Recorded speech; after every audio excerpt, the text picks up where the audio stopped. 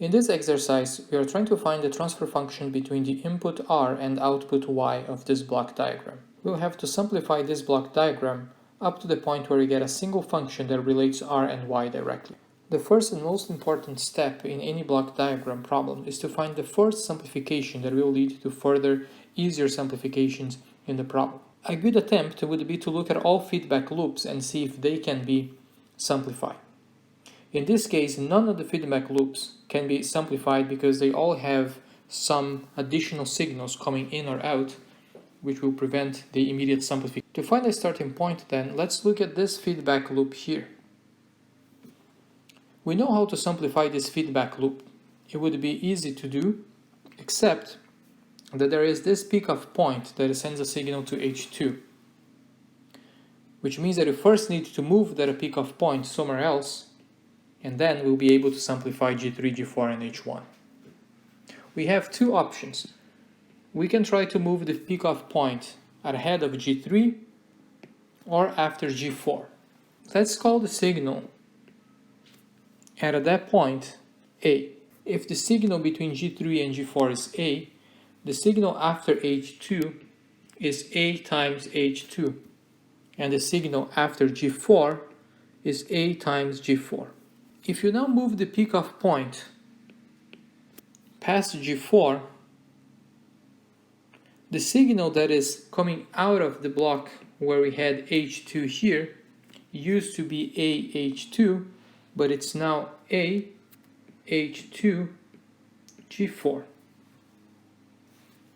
Because in this block we have H2. And again, the signal past G4 is AG4. The signal past H2 now is AH2G4, which means that by moving the peak-off point past G4, we change the signal at this point in the system. To maintain the same signal, what should we do? We need to get rid of that G4. So the only way to do that is to divide H2 by G4. By dividing H2 to G4, the signal that comes out of that block is AH2. And now we maintain the same signal that we had in the beginning. Having done this simplification, we can now simplify H3, G4, and H1. This is a simple feedback loop. We can combine G3 and G4 in the same block by simply multiplying them. And we have a feedback loop where we have the function H1. So in this case, we end up with a simple feedback loop. If we have the function here in the main loop called A and the function in the feedback loop called B, we know that the equivalent transfer function is A over 1 minus A times B. Why minus? Because the feedback loop here is positive, where A is G3 times G4 and B is H1. So now the equivalent of that entire feedback loop is G3 times G4 divided by 1 minus H1 G3 G4. Looking at the resulting block diagram, we have a new feedback loop that can be simplified. The feedback loop now, if we call the line function here A and the feedback function B, will be A over 1 plus A times B, plus because the feedback is negative, where A is G2, G3, G4 times 1 minus G3, G4 and H1, simply the multiplication of these two blocks, and B is H2 over G4, which the feedback loop now becomes A, G2, G3, G4 over 1 minus G3, G4, H1 divided by 1 plus A times B. A is again G2, G3, G4 and 1 minus G3, G4, H1 times B, which in this case is H2 divided by G4. G4 cancels, And you can now find a common denominator for this part of the equation.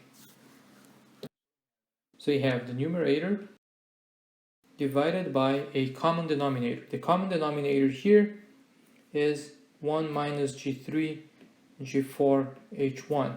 1 minus G3 G4 H1 divided by 1 times 1 is itself, plus G2 G3 times H2. We see now that the denominators on the top and the bottom fraction are equal, so they can be cancelled, and the result here is G2 G3 G4 over 1 minus G3 G4 H1 plus G2 G3 H2.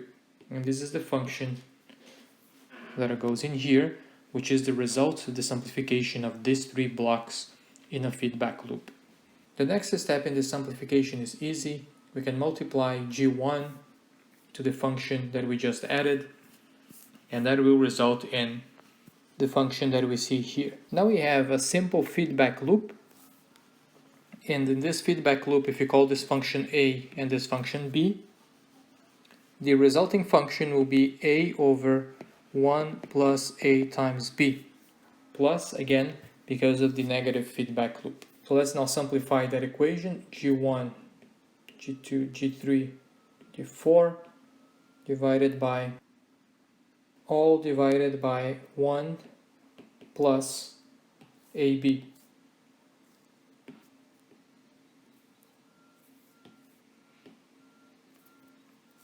Here we have A, and this is times B. We can now further simplify this by finding a common denominator to the bottom part. The common denominator is 1 minus G3 G4 H1 plus G2 G3 H2 divided by 1 and multiplied by 1 gives itself.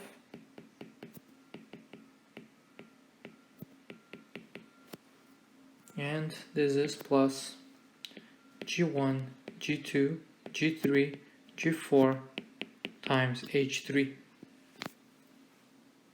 Notice that if we divide these two terms by the denominator, we go back to the original expression we had. The denominator of the top and the bottom fraction now become the same. They can be simplified, and the final transfer function is G1, G2, G3, G4 over 1 minus G3 G4 H1 G2 G3 H2 G1 G4 H3, and this corresponds to y of s, which is the transfer function we found times r. So the transfer function r y over r is given here.